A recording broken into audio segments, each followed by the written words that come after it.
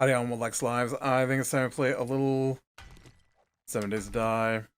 Alright, so I thought I'd grab some supplies for bullets. I'm kind of thinking about switching over to these high-powered rounds I can make now. And, I think they use like twice the amount of lead. So, I'm, apparently in a niter mine, not a lead mine. So I'm gonna have to swap over here.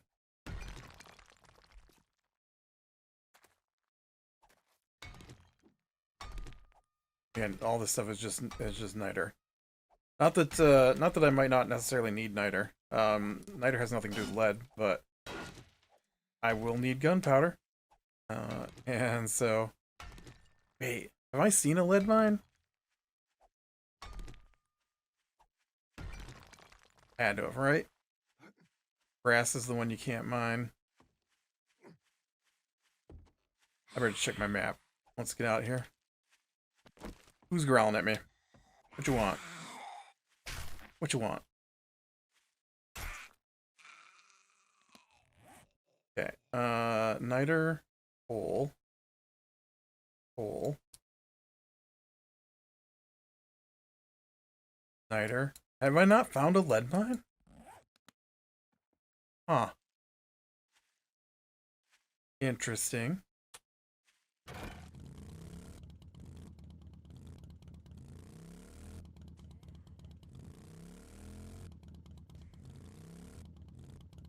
Interesting. What does lead look like?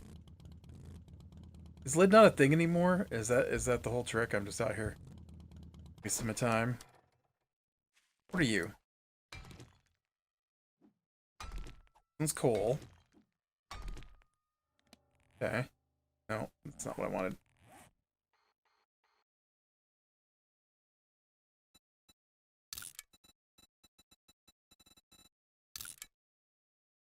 Coal. Okay. Thought I heard a... I see a bear. This is just a stone, right? Yep. That's not what I want either.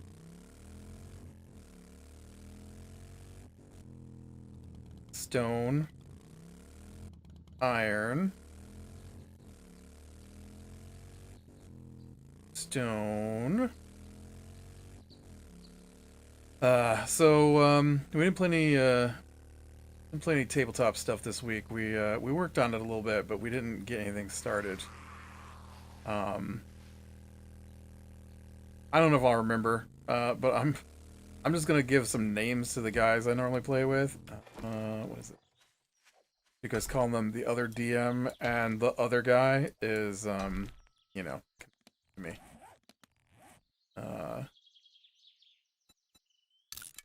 We'll call the other DM, we'll call him Dim. And we'll call the other guy Zon.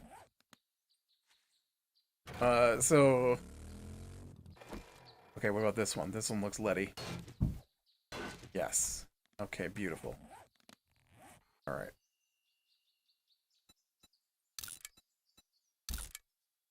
Lead. Okay, so I can now get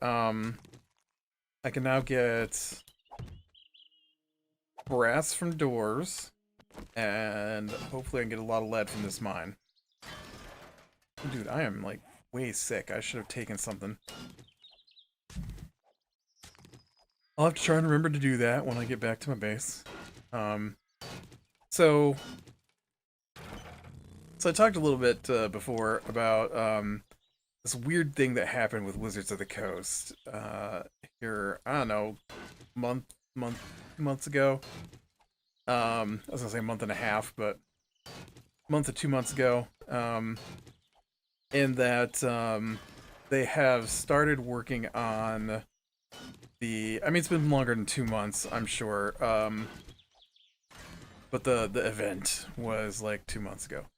And so they've been working on uh, a new version of D&D that they're currently calling D&D 1. But this is the working title, right? Who knows what it's going to be called once they get there. And so they do this deal where they play test it, and so they send out information, and then everybody can look it over, and then everybody makes comments, and then they'll go over the comments. They do like a survey, and uh, and see what everybody's opinions are of what's been done, and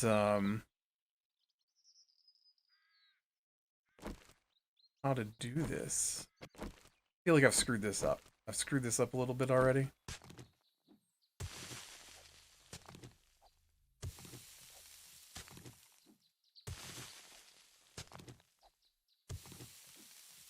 You get this lump that's sticking right here in my face. I don't know what you're aimed right at it, and then you're like, no, let me do something totally different. When I dig this out, the blocks are gonna fall. Well, let's do this. Let's we'll put one next to it there so it doesn't fall. And then I should be able to dig out. Well, no, that didn't work. That didn't work. It's okay.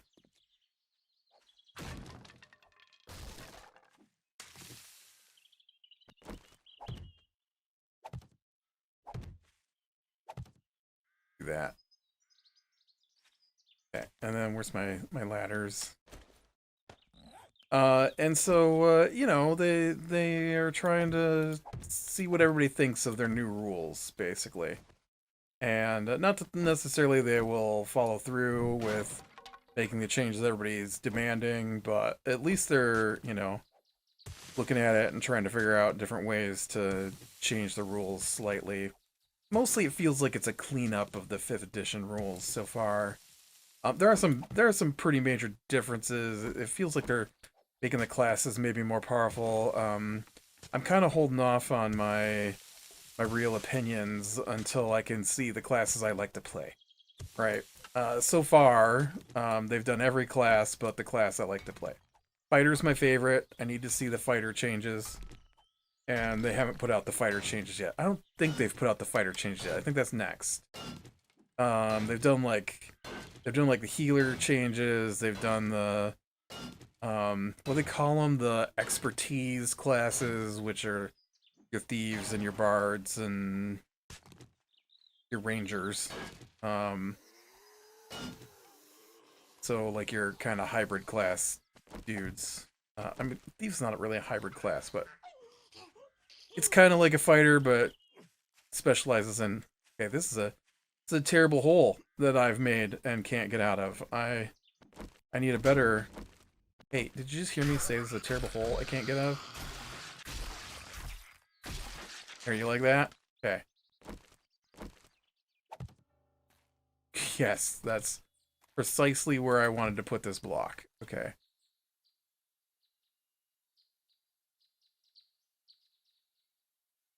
I guess what I need is this. I need a way to step off. There we go.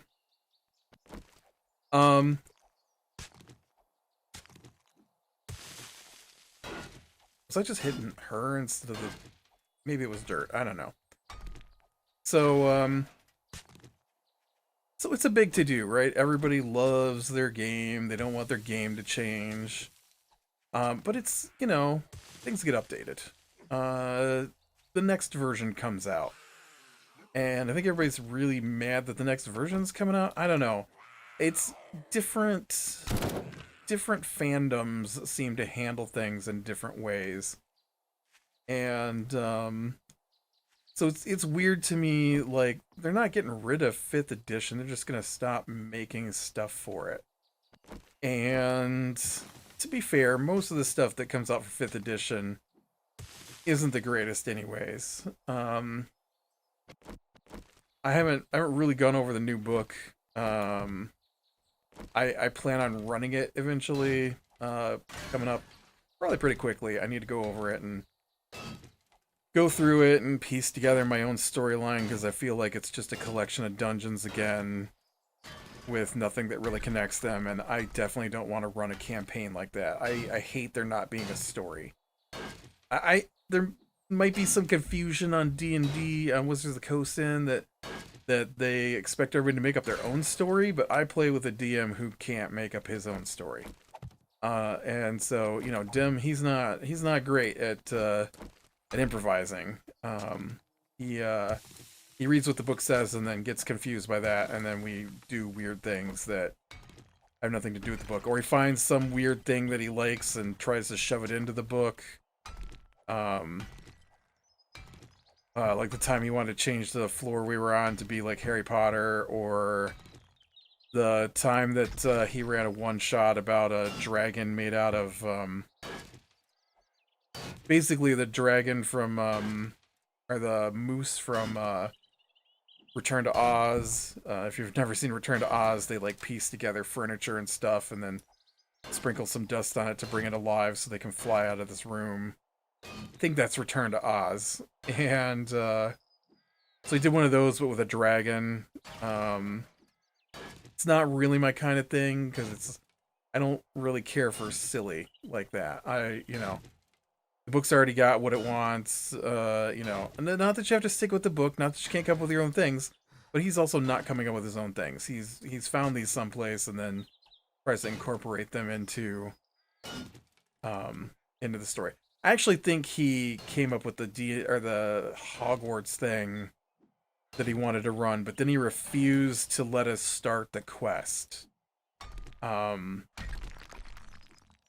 Which was a weird situation.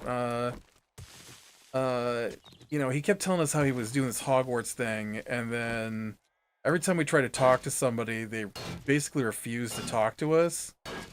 And then when we just left the floor because we were tired of dealing with it, he was like, "I can't believe you guys didn't get the quest started. I had this whole Hogwarts thing." And we're like, "What are you talking about?" He's like, "Well, you know that person that was sitting outside the headmaster's office? Yeah. Well, she would have started the whole quest line that I had made for this." I'm like, we did talk to her. She told us to shush and kept reading her book. And then you had the headmaster usher us into his office. How is that our fault? We talked to her. This isn't some obscure video game, like, maybe not obscure. This isn't like the old Ultima game, right, where you don't know what you're supposed to say to the NPC, and so you gotta have a notebook where you write down keywords and then try to ask the correct question to get the correct response from the guy. Like, you don't even know. The dialogue trees today are nothing compared to old school video games where all it was a chat box and you had to ask the specifically worded questions to advance your quest, and there are no clues on what to ask. That was something else, man. And so I don't even know why he would. And then he's like all mad about it. "I can't believe you guys didn't start you didn't let us start." Anyways. Whew. So Wizard Coast, in their revamping of D&D, had decided that one of the things they wanted to do was to update the creative license they've been using. And because the creative license was made in 2000. And so the internet has changed quite drastically since 2000. And so what people can do and what people are doing creatively has grown. And, it's a lot easier to do something like come up with sayings related to D&D and then make t-shirts and sell them, right? Stuff like that is way different now than it was in 2000. And so they wanted to update their creative license. Well, I honestly, conspiracy theory, tinfoil hat on my head, think that one of the other companies got wind of this. Well, I know one of the other companies got wind of this, and I know that company leaked the uh, the proposed changes. I know they did because the people who leaked it admitted to it, and so it's really bizarre. And so basically, what happened was Wizards sent out the new creative license to companies. Uh, Companies now, not people. Companies who make money off of selling products related to D&D. So like you've got your D&D rule set, and you've got stuff from D&D that's covered under the creative license that D&D put out, and the Wizards of the Coast put out. And so the creative license allows them to use some of Wizards of the Coast's copywritten stuff to make other products. And so it's like the basic rules of the game, um, stuff like that. And so other companies are making like books, adventure books, and then people also can make adventure books. And so there's a DM's Guild, which now covers like a whole bunch of stuff, where you can make your own adventures and put them online for people to buy, and but then there's like Paizo or Frog God, or some others, that are like actual companies with employees that sit around and make up adventures and graphics and all that stuff. But it's all based on the 5th edition rule set, which is free to use based on this creative license thing. And so what they wanted to do was they wanted to update who could use it, what they could use it for.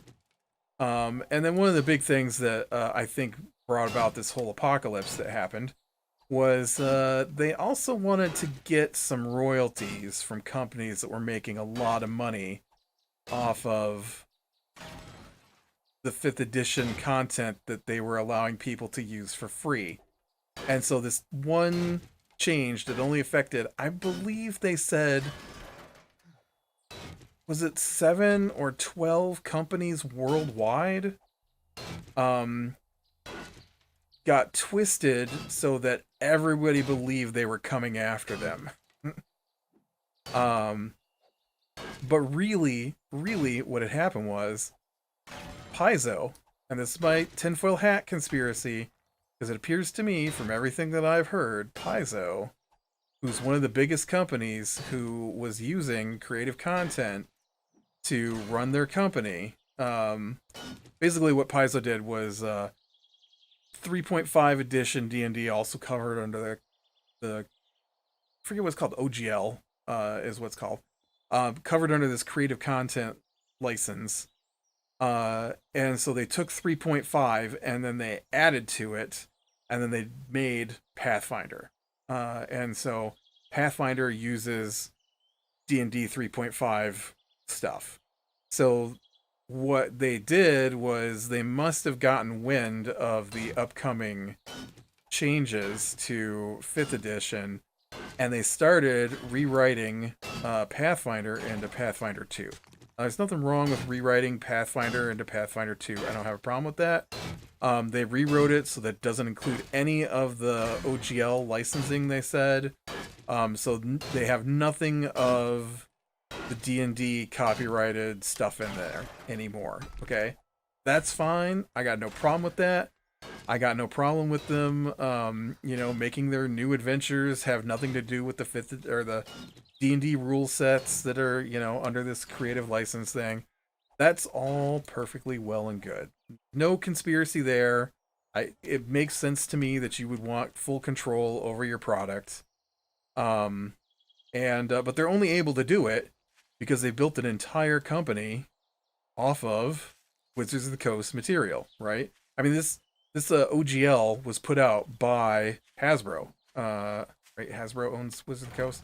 So it's not like this is a sudden, because I saw a lot of things where like, oh, well, Hasbro, but Hasbro's the one who was in control of Wizards of the Coast when this originally got put out. So it's interesting how the narrative gets twisted. And so here's the conspiracy: is that the guys saying that they're the original leakers of the new OGL um, are guys who work for Paizo, and so they really, really were pushing hard and stirring up with the D&D world against Wizards of the Coast and this new OGL. All right, and so here's where my conspiracy hat comes in: is they admitted that someone leaked the prototype OGL that was given out to these companies so they could go over it with the prototype contract so that they could go over it. And then we're saying this wasn't a prototype. But clearly it didn't even have people's names in the contract. That makes it a prototype. You don't hand out a contract that says your name here, your email address here, our name here, right? That's not the contract that gets signed in the end, right? That's the thing everybody's looking over. Give them time for their lawyers to go over it, that kind of stuff. It's not a that's not the final contract like they kept saying in all their videos.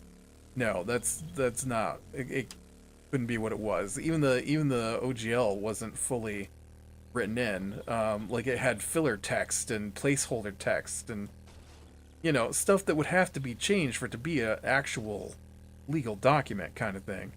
But no, that's not what they were saying. They were saying, oh no, no matter what they say, this was the final document. Well, it couldn't have been the final document because it wasn't complete. Um, and they had to have gotten the document from somewhere. And given that they worked for Paizo, and Paizo is one of the companies that received the document, I had to think that maybe they got it from Paizo. And then after they stirred up a big wild storm on the internet over all this stuff, I mean it wasn't just them, but they were some of the main culprits for it. Oh yeah, I definitely should have gotten some more coal.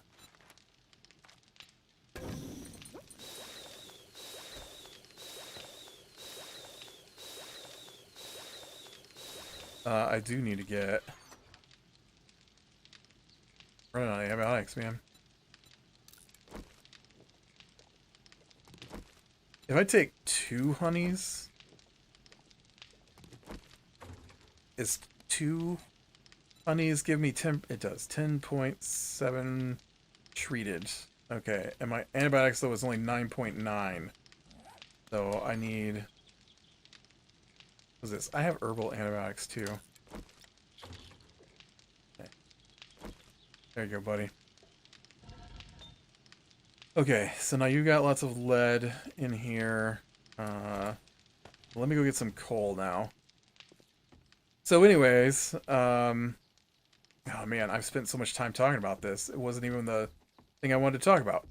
So, right, Paizo stirs up all this. Well, I don't know if it's Paizo, but my tinfoil hat conspiracy thing says Paizo was partially responsible, at least. And the thing is that once the OGL stuff got stirred up real good, then Paizo came out and is like, look, here's our OGL on our new D&D free product, our new Wizards of the Coast content free product. So we're the good guys in this. And we're gonna put out big sales on our stuff. And I mean it's smart, but they're also partially responsible for it. Because the thing to me, and I got in some really major like vocal arguments with Dim over this stuff, was there's no difference between there's very little difference between what they wanted to switch to and the change to the Minecraft license that happened here a couple of years ago. And the exact same arguments came down under the Minecraft changes. That's been a while. That's been like 2, 3, 4 years ago. There were servers that were charging people to play Minecraft on them, and Minecraft wanted that stopped. Mojang wanted that stopped, basically. And so Mojang changed who could sell what from Minecraft for what, which was basically the wording was very similar between the two. And so like I got the two versions of the Minecraft EULA, it's called the EULA, and then you know, I got the two versions of the OGL that are out there, and I'm like, man, the wording is so similar to what they're switching to. Like it's basically a copy of the updated Mojang thing in spots, and I'm like, it's pretty crazy. And you know, Mojang didn't shut everything down, like everybody said they were going to. I don't see, you know, I don't see Wizards of the Coast or Hasbro, who've been running this thing since 2000, suddenly shutting down all the fan-made stuff that has made them as big as they are. They're just like, hey, if you make over $1 million, maybe you should chip some our way. Seeing as how it's our content that you're building this off of, right? And so yeah, so it was crazy, super crazy. So, and here we get to the point of my story 25 minutes later. Was so Dim is a Reddit warrior. Would I call him that? Dim is a Reddit, I don't know, something. He gets his opinions from Reddit, and so Reddit said D&D was bad, and so he started really pushing for us to do Pathfinder 2. And I'm like, okay, I'm not gonna run it though. And he's like, yeah, but I need you to run it. I'm like, yeah, but I don't want to run it. I'm currently running I mean, I'm not running it now, but at the time, I'm like, I'm currently running Starfinder, and I'm not enjoying Starfinder. I don't like running Starfinder. It's too nitpicky, and I need something a little more free, I guess. And so he finally decided that he couldn't take it anymore, and so I finished Starfinder last week, and he decided we were going to start Pathfinder this week. And so we have made our characters. We'll probably start it next week. Oh boy, it's interesting. Pathfinder Paizo is not well organized. They're very confusing in how they have their books labeled, and I don't quite, because I don't play Pathfinder or Pathfinder 2, I don't quite know what I should be looking for. And so they have a website that has, like, I don't know if they run it, but they reference it as the online place to read about the game, because they're very open in the game rules.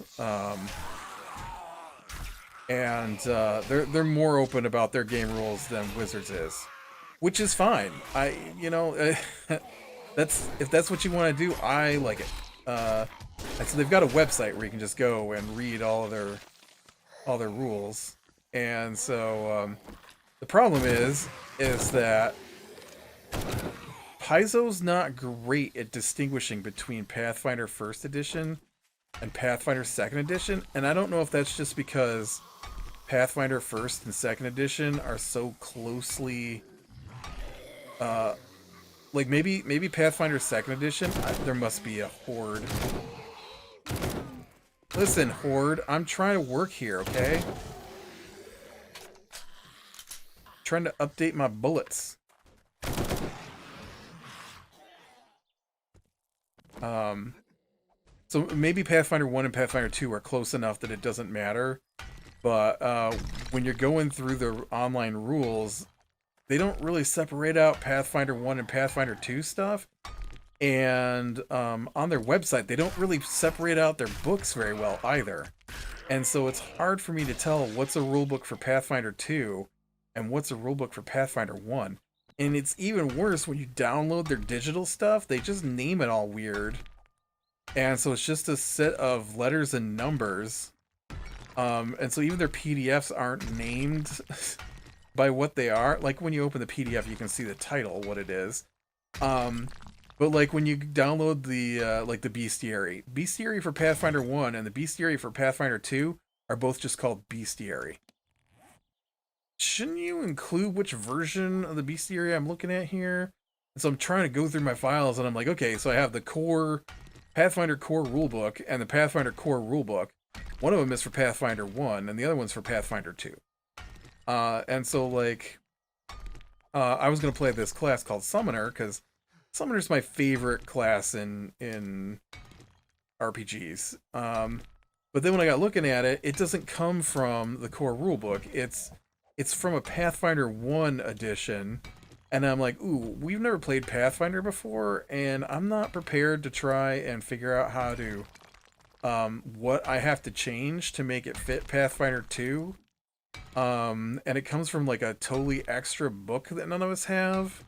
And so I'm not prepared to buy an extra Pathfinder 1 book, even though it says it's available as a Pathfinder 2 class on the website that Dim wants us to use to build our characters.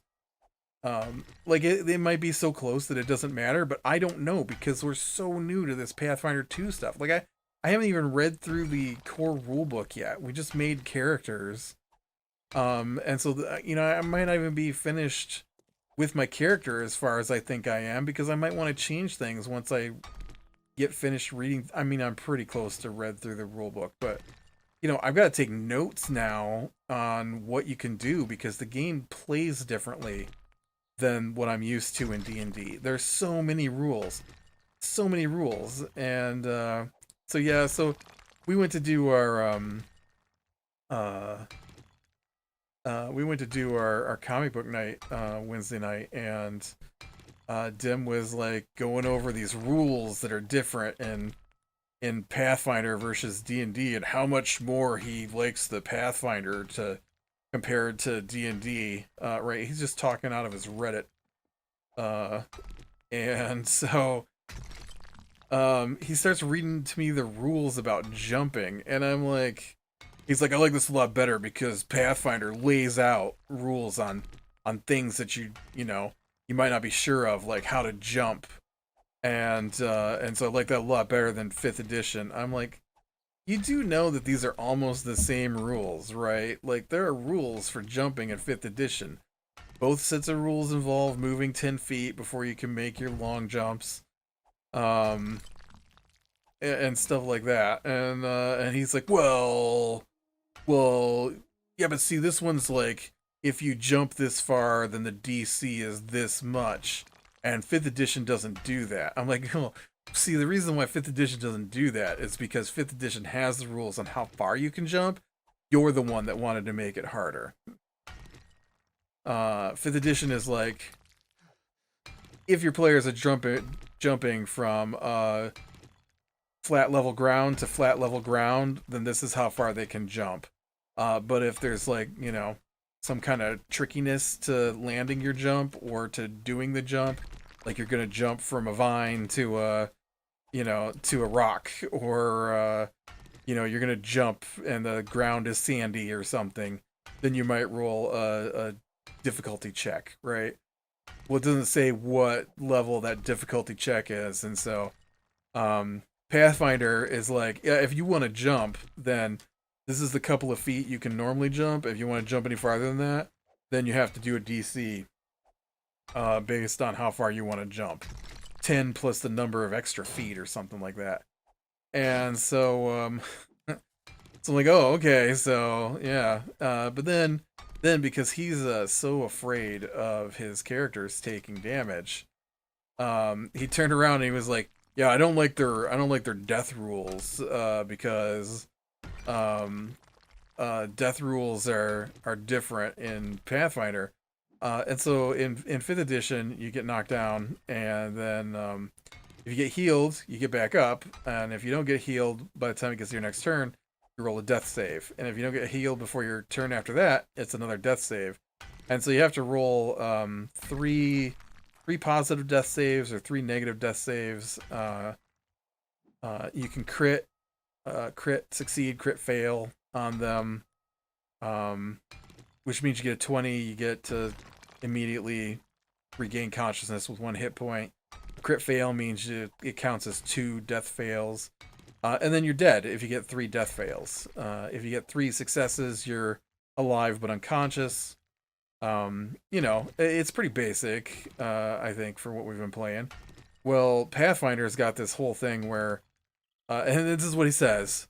It takes care of some of that, get knocked down and back up again 37 times during combat. Dude, we've never played a game where that's happened, ever. Have there been times where you get knocked down and then get healed to come back up again during combat? Yes.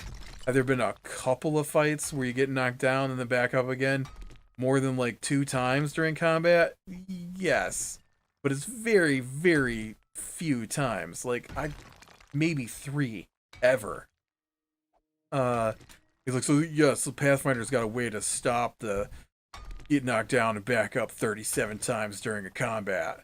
And then he's like, I don't like it though, so I'm gonna change part of it because if you get knocked down, you take a wound. And so as long as you're able to, I think a rest or a heal, I don't know, I haven't looked at the rules yet, then the wound can go away. But if you get knocked down and then back up and you've got a wound on you and then you get knocked down and you make your saving throw and you crit fail your saving throw, you're instantly dead. And so I think that's too harsh. So I'm going to remove the instantly dead part because he wants his guy to be able to get back up again. I'm just like, dude, you can stop, you know, being so excited for Pathfinder 2. Like, it's just weird to me to be this gung-ho about a tabletop rule set like this, because I know it's only fueled by his Reddit opinion.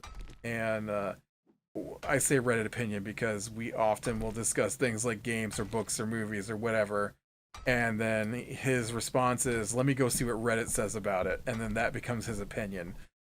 So there's many times where I'm like, dude, you should check out this movie. I really liked it. I don't think anybody else does, but I really liked it. And he's like, let me see what Reddit says. Oh, Reddit says it's terrible. I'm not going to watch it. Okay. Yeah, Reddit doesn't think very highly of the book that you're suggesting to me, so I'm not going to read it. Okay. So even Zahn says, you know, we have to wait to see what Reddit says before we can do anything with him. And, so, yeah. But we got our characters mostly made this week. He's so excited about starting it, too, that he wanted to start it at 11 o'clock, which is usually when we're quitting.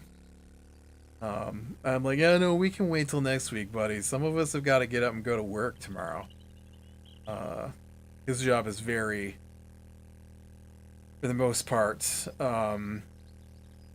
time free. So he can do whatever, whenever. Very rare for him to have anything particularly scheduled on most days. And,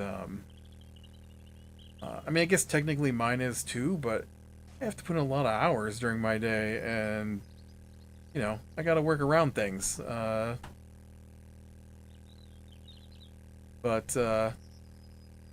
Yeah. So we'll see. We'll see how Pathfinder 2 is. Oh man. So I wanted to talk about something else. I don't know if we got time. We can try. The other thing I want to talk about was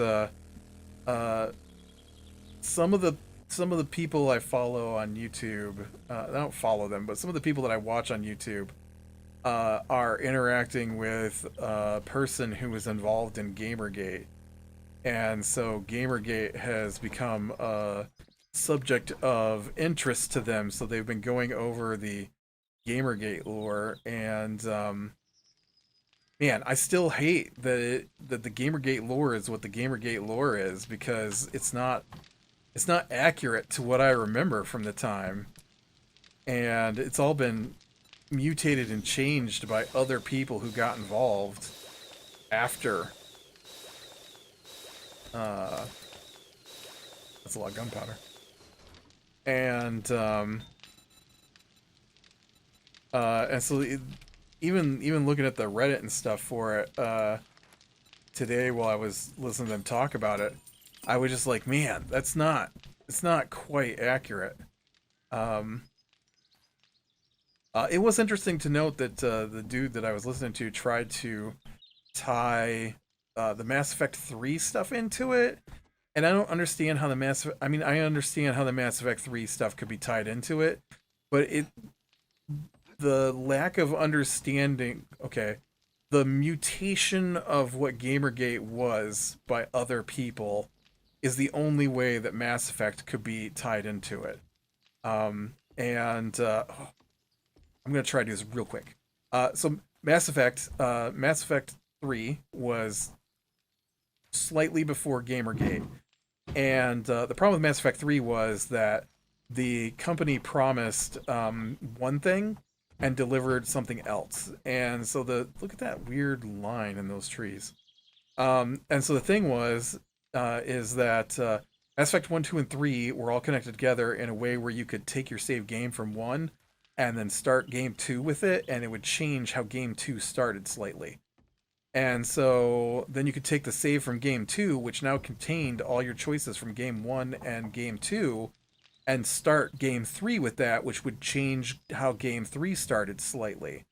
And so the thing was, is that before Mass Effect came out, they were saying stuff like you could take your saved games, um, start in 1, load your choices that you made in 1 into 2, and then load those choices into 3, and then we're gonna be offering like 60 different endings based on people's choices they've made over Mass Effect 1 and 2 and 3.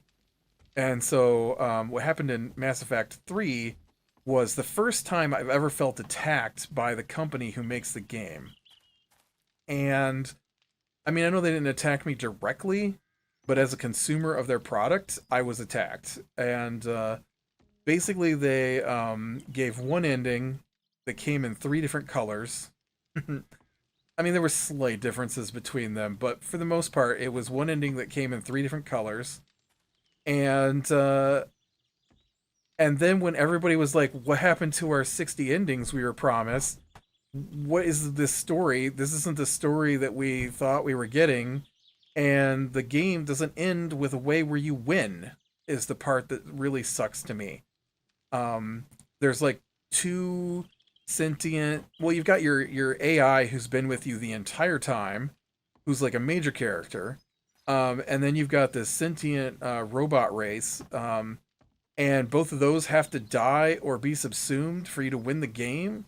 Like, it was a terrible choice. It's not a choice that I wanted to make. I wanted to beat the bad guys, not join the bad guys or control the bad guys. I wanted to, or kill every sentient technological thing in the universe or the galaxy. I wanted to win. I wanted to beat back the bad guys like I was doing in the game, like was the whole point of game 3. And when people complained that that's not what they got, well, then we got this huge pushback by EA and the authors of Mass Effect 3 about how dare we question their integrity as artists. I'd never seen that before. And so the anger from gamers was so great that they went ahead and made a new ending for the game based on or in this major update they had. And then that ending was the biggest screw you I've ever seen. Because basically the new ending was, okay, you don't want to take our 3 endings, then you die. And that's it. That was the ending. Like, your characters are all dead. Here's a time capsule from your characters to the next set of sentient beings who are going to fight back against these bad guys because you just got the entire galaxy wiped out, even though the game said you were winning. So yeah, I still get angry about Mass Effect 3 a little bit. And so I could see the pushback, the articles. I could see how you could tie that into a little bit into Gamergate. But for me, Gamergate started with Steam's greenlight stuff, where you could you could get a game approved by enough people to put it on Steam, and it was greenlit. All right, Steam doesn't have that anymore. And so it was like this experiment thing they had. And so this game tried to get on Steam Greenlight a couple of times. And the thing is that at the time, Steam only had games. They didn't have like they have now, where they've got the interactive novels or the interactive movies or anything like that. It was only games, and so this was an interactive story. It wasn't a game. It was an interactive story, and Steam didn't have anything like that, and so people couldn't understand how that got greenlit to be on Steam when other games didn't get greenlit, like actual games. And and then on top of that, the game was getting huge ratings, like 10 out of 10 ratings from people. And so people didn't understand what was happening. And so people got angry, and so people started investigating why it was happening. And then what they found out was that the the journalists from the gaming web pages were actually involved in some shady business, and were basically puffing up this game because of their relationships with the people involved in the game. That was the start of Gamergate to me. And so every time I ever hear about Gamergate, they always start it after that. And to me, Gamergate will always be this huge investigation into the corruption of the journalists. But the problem is that the journalists were able to push back and twist the meaning, and so then it became this sort of a Me Too thing, that isn't totally accurate. Yeah, so it's interesting to hear them go over that stuff. Anyways, I think we'll go ahead and call it here. I'm gonna go grab this box, and then head back to base. Well, I guess you can. Let's see if I can get to the box. I'm worried I'm gonna run out of time on my hard drive here. Because we're getting close to my hard drive being filled. But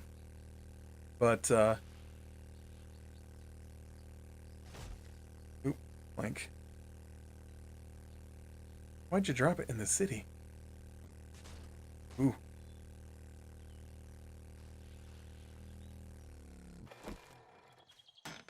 Okay. Alright. Just useless food stuff. I prefer if they drop me some bullets. Alright, with that, be brave in the small things, lead me to the light. I will talk to you later.